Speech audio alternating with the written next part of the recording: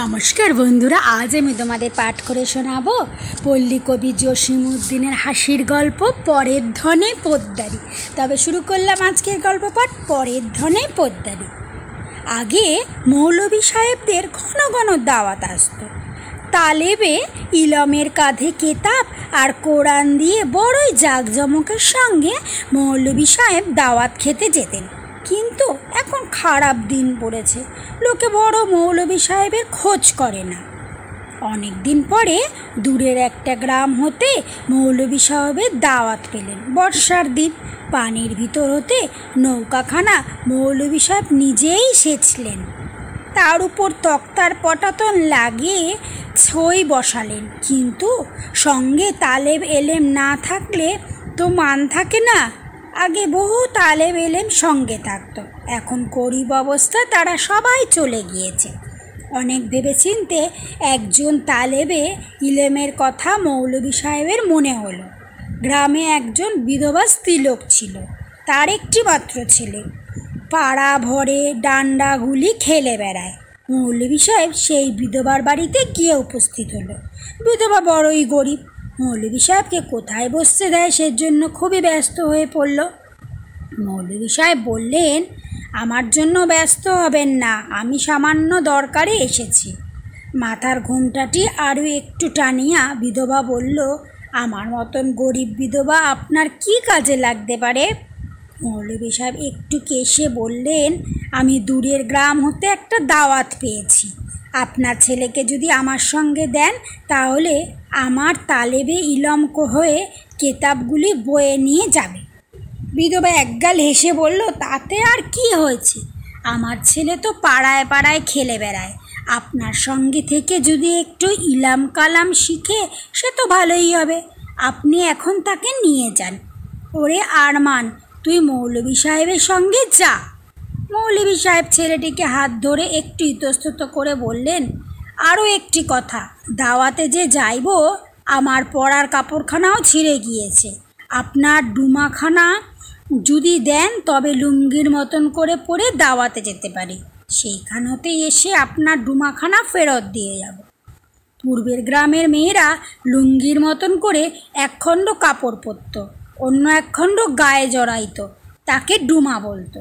বিধবা একটু চিন্তা করে বলল, তা নিবেন নিন, আমারও বেশি কাপড় নাই, তা না হয় একদিনই কষ্ট করে কাটাবো। মৌলভী সাহেব বিধবার ডুমাখানা গলায় জড়িয়ে ছেলেটিকে সঙ্গে করে বাড়ি আসিলেন।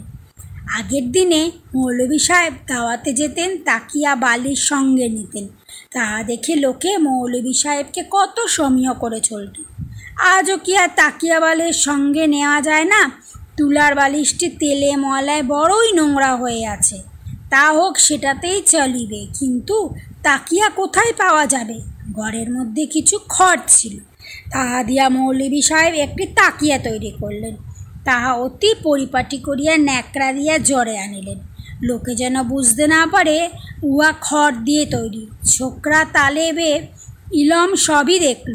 বালিশও তাকিয়া নৌকার ছাইয়ের মধ্যে রেখে মৌলভী সাহেব দাওয়াতে চলে গেলেন। সারাটি পথ মৌলভী সাহেব নিজেই নৌকা বাইয়া চলিলেন।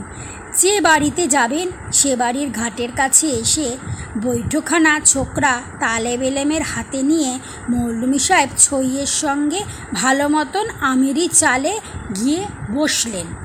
নৌকা ঘাটে এসে ফিরল।